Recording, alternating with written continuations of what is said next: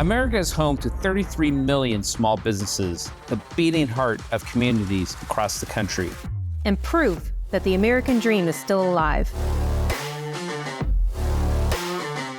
This is a show about those dreamers and doers and the communities they serve.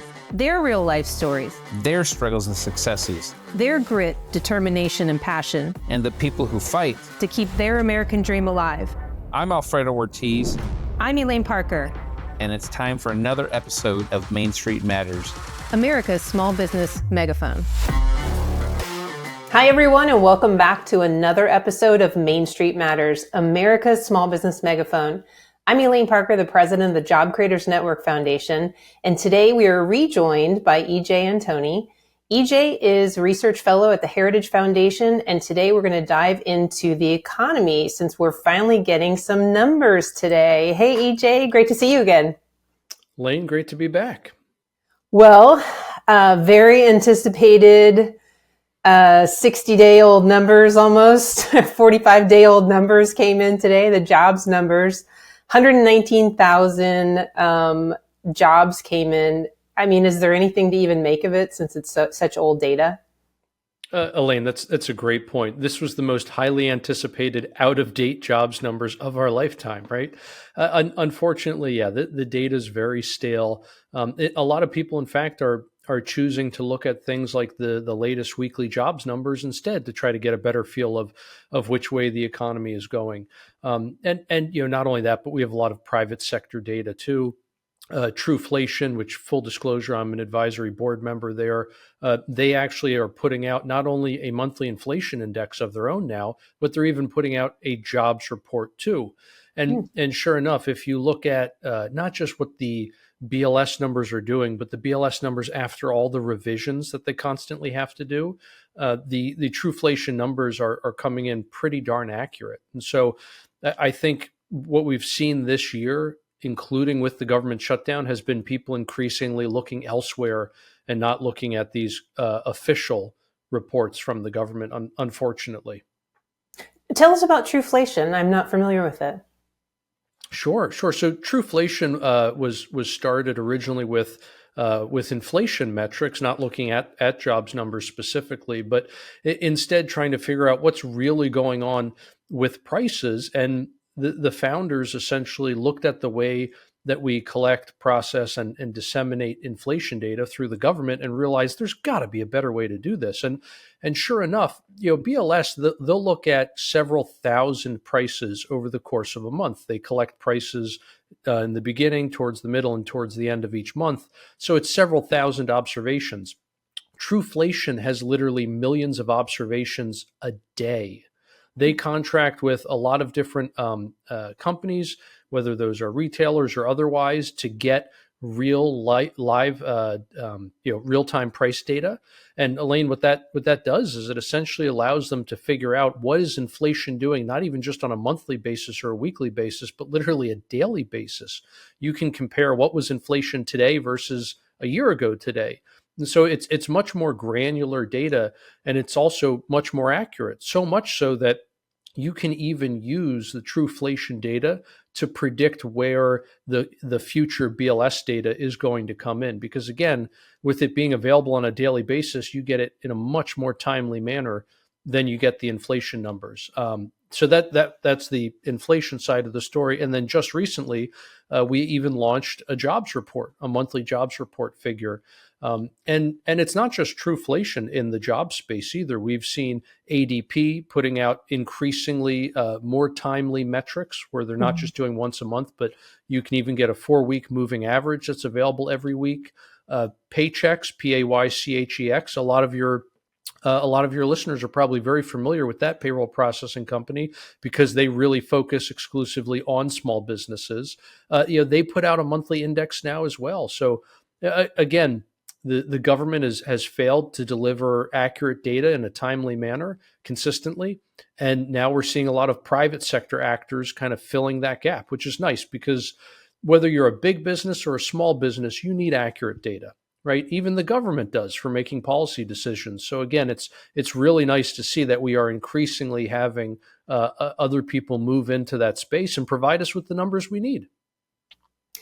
We've seen inflation come down over the last 10 months with the Trump administration coming in with, energy policy, drill baby drill, bringing down gas prices to under $3 a gallon. We haven't seen that in years.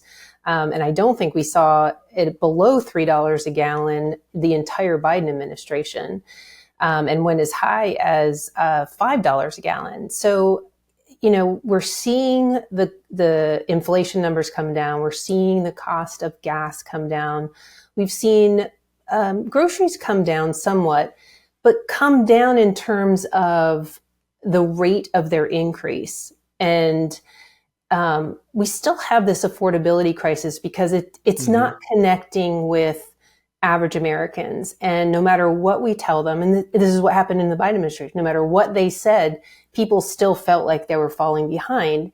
And so it's almost like a hangover from the Biden administration in terms of how people feel. And in the end, it simply feels like an affordability crisis. What are your thoughts on that? I mean, how do we bridge that divide and the disconnect?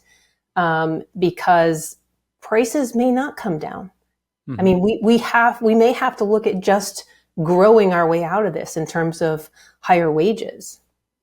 Yeah. And Elaine, to a certain extent, I'm not sure there is a disconnect, because the reason I say that is two things can be true at the same time, right? We can say things are getting better, and we can also say things are bad, right? Just because they're not getting worse, that's one thing. But again, that doesn't mean we're back to where we were in 2020 or 2019, right? People's financial lives have gotten demonstrably worse over the last 4 years. Just because for the last 9 months things have gotten better, again, that doesn't wipe out the pain of the previous 4 years. For example, under Biden, the monthly mortgage payment on a median price home literally doubled. It was up just over 100% in less than 4 years. I mean, that's catastrophic. Who do you know whose income went up by 100% to account for that, right? I mean, food in a lot of places in the country was up over 30% in less than 4 years. Again, whose income went up over 30% to account for that? Not many people, not Main Street, that's for sure. So what happened was people fell terribly, terribly far behind over the course of those 4 years or so. And this year, what has happened is we've arrested the decline. So things are no longer getting worse. They are getting better, but they haven't wiped out the previous 4 years worth of losses, if you want to think of it that way. One metric I think really illustrates this well, Elaine, is if we look at what does the average American's weekly paycheck buy? So not just the size of the paycheck, but again, what you can get for that weekly paycheck. For the average American, it fell 4% from January of 21 to January of 25. Now, what has it done since January of 25? Well, it's gone up about 1%. So again, we've stopped declining. That's great news. And we've started increasing that metric. Again, great news. What's not great news is the fact that we still haven't recovered to where we were at the start of 2021. And I think that's what people are feeling.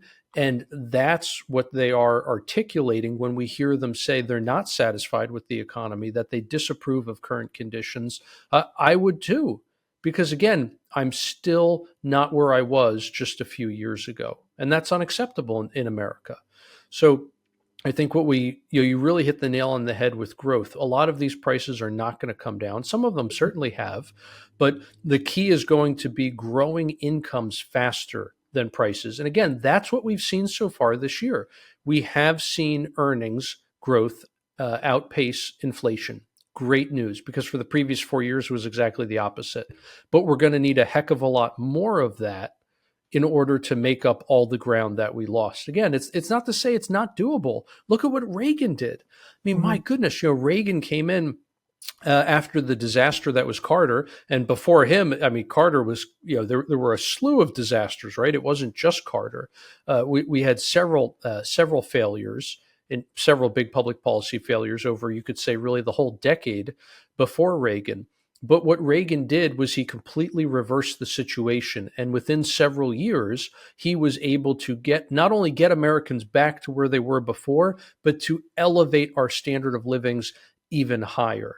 And so, yes, again, I want to emphasize, I'm sympathizing here with the American people's pain that we are in a genuine cost of living crisis. Is it as bad as it was 9 months ago? No. Is it still pretty bad though? Yes. And I don't think there's anything wrong with holding both of those things at the same time, with saying yes, they are both true. I think that's a great point. And I think that people would understand that if we started hearing that type of messaging, instead of, constantly saying the numbers are showing this. They are. I mean, they are showing it's good, but people are still hurting. You mentioned mortgage rates. You mentioned mortgages doubling under the Biden administration. How much do you think the Fed's delay at starting to cut interest rates has played into this? Because, it's more expensive for small businesses to borrow. It's more expensive to buy a car. It's more expensive to buy a house, drives up the cost of housing, slows down the housing market. There's a whole domino effect there, right? How much do you think the Fed is responsible for some of this? Oh, they certainly bear a lot of responsibility, Elaine, and not just in their slowness to cut rates, but also in their slowness to raise rates. They should have been raising rates, really very early on, at least by mid 2021, and instead they were doing exactly the opposite. They kept rates artificially low, and they were printing trillions upon trillions of dollars throughout that year, which was just absolutely a total catastrophic policy mistake. It's what helped drive up home prices to stratospheric levels in the first place. And then you throw on top of that these belated interest rate hikes, and they were so large and so fast, specifically because they were so late. The Fed had to make up for lost time, or make up lost ground, I guess you could say. That deadly combination of high home prices and high interest rates was the 1-2 punch that knocked out this housing market and has left it on the mat ever since. I mean, if you look at, for example, existing home sales, you look at the volume in that market, it's down by about a quarter compared to what it was in 2001, not 2021, but 2001. So here we are, Elaine, almost a quarter century later, and activity is down by a quarter in that market. I mean, that is terrible. That is the definition of a frozen housing market, right? So now what has the Fed done? Well, now they've once again been asleep at the switch, Right. Late to the party, whatever kind of metaphor we want to use here in terms of trying to get private market rates down when there has clearly been further softening in the market.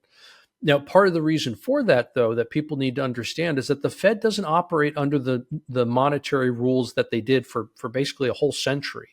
Right. In March of 2020, Jerome Powell and company really changed the rules pretty significantly about how the Fed operates. But because of everything else that was going on with COVID at that time, right, a lot of people missed this. But what the Fed is really targeting is not actually an unemployment rate. It really isn't an inflation rate. Yes, I understand they talk about that, but actions speak louder than words. What this Fed is really concerned about is actually liquidity. It's the financial plumbing.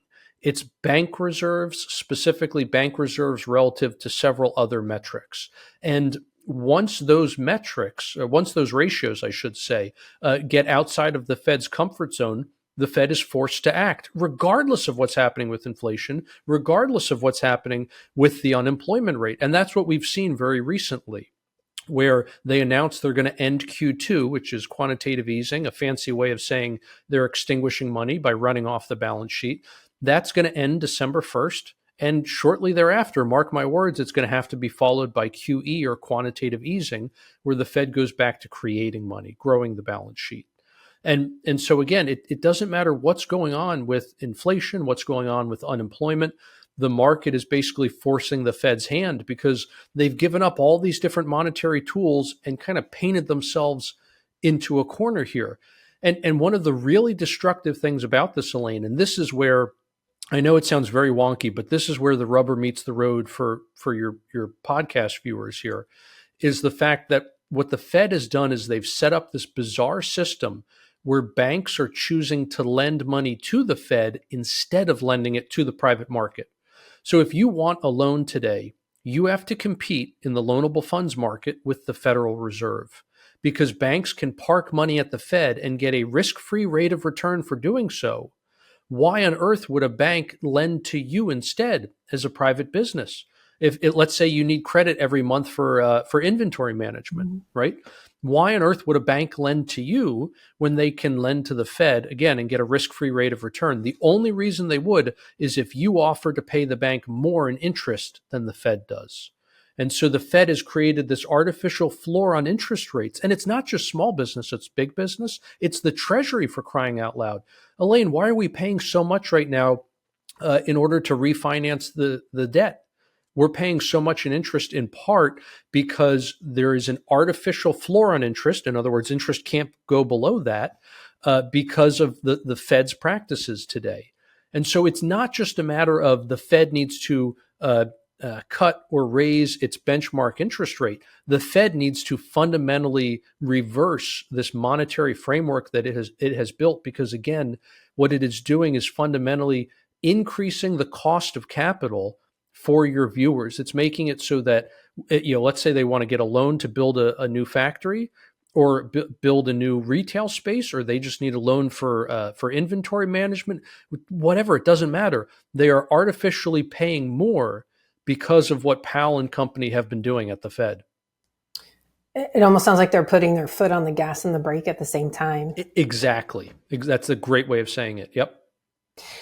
And we've seen this sort of discussion from the administration and those around the administration about considering a 40 or even 50-year mortgage. Talk to us. How do you feel about that first? What are your thoughts on it? And what do you think the impact would be if we started to see that? I mean, we've seen car loans, they used to be 4 years, then they were 5 years. Now we're seeing 6, 7, and 8-year loans as well. Mm-hmm. So, talk to us. A lot of people may look at that and say, hey, it seems like a normal progression. Well, and to a certain extent, especially with car loans, you can make the argument, hey, look, these assets no longer last for 5, 6, or 7 years. People are routinely getting 10 or 15 years or more out of vehicles. So to a certain extent, you can say that is a natural progression.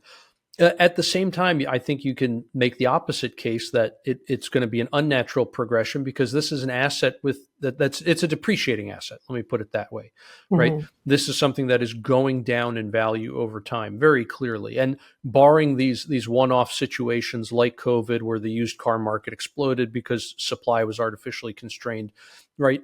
Under normal circumstances, it's a depreciating asset. You don't want to borrow money on that if possible. And if you do have to borrow, you want to make sure that term is as short as possible. Looking at housing, obviously, people are willing to bend the rules typically there because it is an appreciating asset. And so over time, even if you theoretically have one of those loans where you're not making any progress on principal, you're, again, theoretically going to be building equity, because over time, those home prices are going to go up. Now, all that to be said, look, I think the people in the administration, their hearts are probably in the right place. They want to try to make homes more affordable. This is not the way to do it, guys. 50-year mortgage, are you kidding me? In exchange for reducing the average monthly payment by $100 or $200 a month, that's all we're talking about here. In exchange for that, you're going to pay an extra 20 years in interest? Are you nuts? That's what it is, right? You're going to pay an extra 20 years of interest. And Elaine, this is especially damning when you look at a lot of people move after just 12 to 15 years, but it's typically around 12. So you're going to get this mortgage, and for the first 12 or 15 years, virtually all of your payments are just going to interest. You're not putting anything towards principal. So, and again, if it was a 15-year mortgage, the math wouldn't be so harsh, but because it's 50, now again, those initial payments are for several years are all just going to interest. What I'm getting at, Elaine, is that you've built no equity when it comes time to sell your home. And so this idea that, you can refinance or you can move or whatever, and now you have this chunk of equity for your next down payment and you're making progress. No, that's just not the case. What you are is a perpetual renter. So again, I like the out-of-the-box thinking. I appreciate that. I think these folks' hearts are probably in the right place and everything. But in terms of a solution to a problem, no, it doesn't work. And as proof of that, obviously you can look at the math, which is pretty clear, pretty straightforward, but just philosophically, what does this do to address the fundamental mismatch between supply and demand? Nothing. It doesn't do a darn thing. And so for all those reasons, I just can't get behind this kind of a proposal. Well, we hear a lot of politicians, what's his name, Mondami in New York, who was just elected, and other politicians around the country, talk about increasing the supply and building homes. I mean, in his case, I assume he's talking about the government housing. But how do we really increase supply so that we can right size the market a little bit in terms of supply and demand? Because you and I both probably agree that if we can just increase the supply of housing, the cost would start to come down a little bit. Oh, exactly. I mean, that's econ 101, right? You increase supply, you're going to put downward pressure on price. Voila. Okay, so how do we actually go about doing that? There's two things. The first, I think, is obvious. It's building more homes, and you do that by cutting bureaucratic red tape at the federal level, at the state level, and at the local level. And it's not just regulations on the homes themselves. It's regulations on all kinds of what might seem like ancillary industries or areas of the economy, but they're actually very integral. For example, federal lending standards and requirements. There's all kinds of regulations there that affect where and when and how home builders can actually make homes profitably. And so those all need to be reexamined. And again, we need to get rid of the overburdensome and ineffective regulation in those spaces, because you're not actually accomplishing the stated goals of those policies, right? In fact, you're doing the opposite. You're making homes less affordable, and you're allowing home builders to make fewer of them. So it's not just the regulations on the homes themselves, although obviously that's the biggest problem, but there's also things in terms of regulations on the construction industry, on the financial industry. I mean, you name it, it's anywhere and everywhere. And again, it's not just at the federal level, it's at the state and local level too. And this is a big reason why, Elaine, it's while housing unaffordability is a nationwide problem, it's not a national problem. In other words, yes, it's everywhere, but it's not because the cause originates from just the federal government. And that's also why many areas of the country are worse than others. New York, Illinois, California, on average, are going to be worse than Tennessee, than Texas, than Florida, right? It's not simply that this is again, a federally caused problem. The federal government has had a big hand in it, but state governments and local governments have also had a big hand in it. You can look at San Francisco, for example. Why is housing so expensive there? In large part because half of San Francisco is declared open space where you're not allowed to build. If you put in all of these building restrictions, what happens? You're going to get high prices versus Houston that has virtually no restrictions at all. And the home prices there, home affordability there is much, much better than it is in a place like San Francisco or virtually anywhere in California, right? And it's not just a matter, and Houston is a great example that leads us to the second point. Houston, if you look at how they don't have like building restrictions or codes, not codes, but zoning codes, right? Zoning requirements. It's not just a matter of Houston is filled with apartments and there's no actual homes. No, if you go to Houston, it is single family homes as far as the eye can see. I mean, It just goes and goes and goes. And much of the city is actually pretty suburban in the way it feels in that sense. But the reason they're able to do that, Elaine, is because of the second point, which is they just build roads like crazy. I mean, Houston technically doesn't just have one loop or beltway, it's got three, right? Because they just keep building roads. And what happens when you do that, by alleviating that traffic congestion, is you now allow people to live further from the city where land is cheaper, and they can commute without having a prohibitively high amount of time spent in the car and sitting in traffic every day. And so when we look at places, again, that have these very, very expensive costs of living, it's not just a matter of there aren't enough homes. it's also a location problem where people can't get to the inner cities fast enough.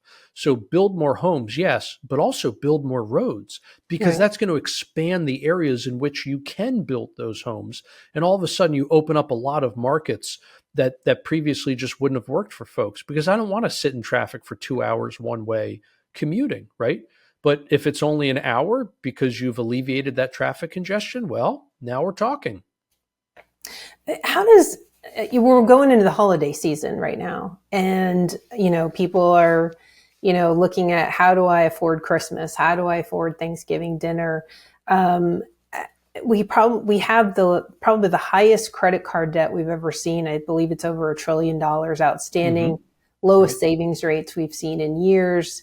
How does all of that play into shaping the consumer sentiment going forward? Because we're seeing some predictions of fantastic growth in first quarter of next year based on the policies that are in place, and the interest rates coming down and things like that. What do you see in terms of consumer sentiment? Well, I'm so glad you brought up the credit cards, Elaine. This is a big reason why, the consumer sentiment or consumer confidence, consumer expectations, all three, different indices, but regardless of which one you look at, the underlying data all show that people are still very worried about their credit card balances, in part because they're so large, and also the interest rate on those credit cards is still near a record high. And so again, this explains why, despite things getting better, things still aren't great, because people are still so burdened with those high credit card balances that they accrued from the last 2 or 3 years. They racked up a lot of debt to try to square the circle on the cost of living crisis, with prices rising much faster than incomes. They racked up debt to cover the shortfall, and now they're getting crushed by over $300 billion a year in finance charges on all of that debt. So how does this play into holiday spending? Well, obviously it puts a damper on it, right? Exactly like we saw last year. What I think gives us some breathing room, though, this year is the fact that, again, incomes have risen faster since January. Incomes have risen faster than prices, so that's good news. And also, people have been able to pay down some of that credit card debt. Now, unfortunately for lower income earners, that has not been the case, right? The ability to pay down debt has really been confined to middle class and upper middle class households. So, not great news for people who are struggling, I understand. But if we look at in aggregate, again, things have gotten better. So that's hopeful. And I know you mentioned the first quarter of next year. A lot of people are really expecting things to start improving faster then, because people will be able to reduce their withholdings in many cases, right? They'll have more money that they're taking home in their paycheck. They're not going to have to wait till tax day of the following year to get their money back in the form of a big tax return. So good news on that front. I know we're also expecting a big improvement in investment spending, because of the different parts of the one big beautiful bill, as they called it, with things like the return of full expensing. That's really going to help as well. So yeah, I do see a lot of things kicking in at the start of next year, which are going to help and will increase the rate of improvement. Again, I don't mean to insinuate that we have sunshine and rainbows right now. We don't. I'll be the first to tell you that. Things are getting better. Are they getting better fast enough? No, we really need to kick this into high gear, I think, and provide more relief to Americans as fast as possible. And fingers crossed, that's what we're going to get at the start of next year. Yeah, Secretary Bessent is predicting in the early part of 2026 accelerated GDP growth of 3%. What are your thoughts there on that prediction? I think that's perfectly reasonable.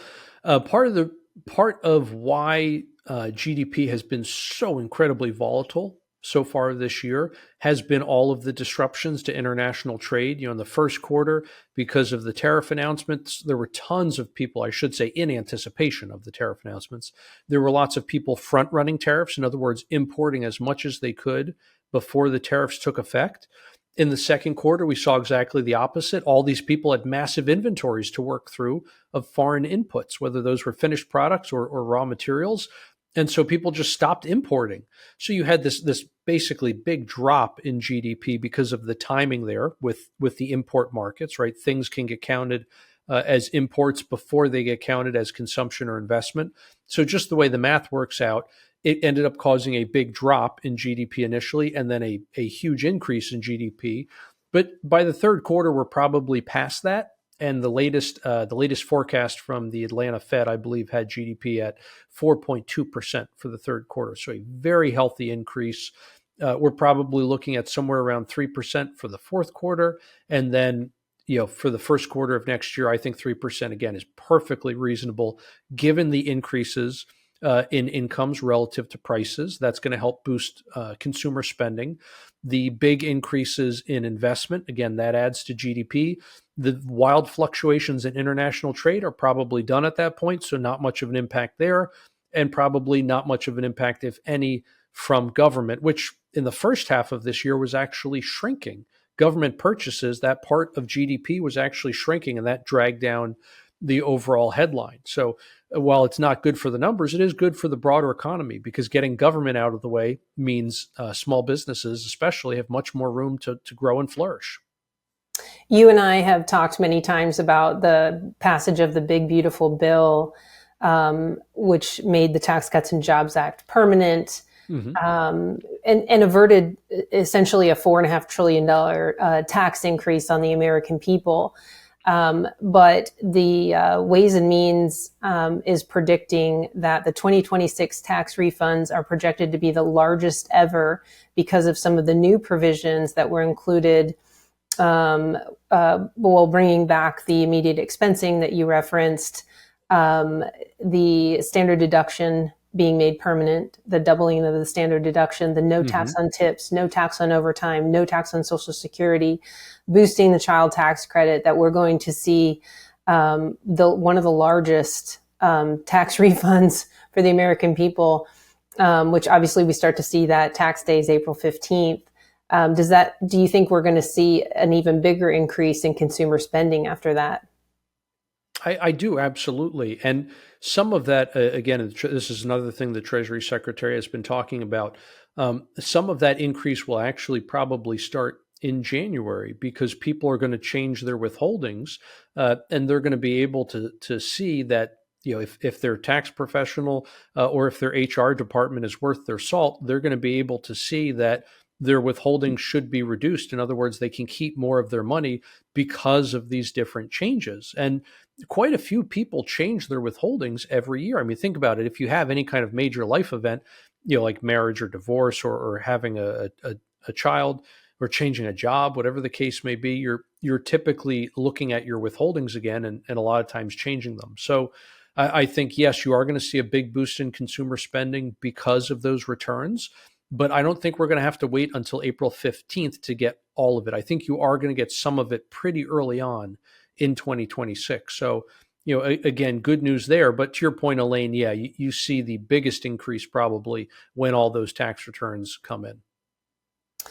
Well, a lot to look forward to. And I know two things can be true at the same time, but I'd like to hopefully start seeing people start feeling good about their individual situations, because we were really in a hole coming into this year. There was a lot to dig out. There's still a lot to dig out, and there's a lot of change that has to happen.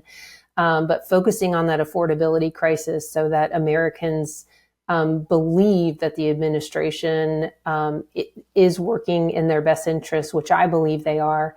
But we need all Americans to feel that way. And of course, you can't, no matter what is happening in the economy, it's how the consumer feels that matters the most. And I think President Trump gets that, which is why he's really changed his focus on that affordability issue. Elaine, I think that's a great summary. Absolutely. And the president's right to focus on this. This is why he was sent back to Washington with not just the electoral college win, a big electoral college win, but obviously, every single swing state, the popular vote, something a Republican hadn't gotten in I think like 2 decades. So, clearly he was sent back to Washington for one reason and one reason only: to fix the economy, not to worry about all this other nonsense, whether domestically or all these crazy foreign affairs issues, people really sent him back because people were hurting financially. And now it's up to him to fix it. Again, he's made good progress so far, but as you said, long way to go. Mm-hmm.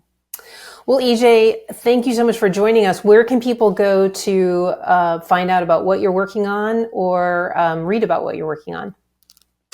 Best place to find me and everything I'm doing is going to be on X, and the handle there is @RealEJAntoni. Great. Well, thanks again for joining us, and thank you all for taking the time to tune in.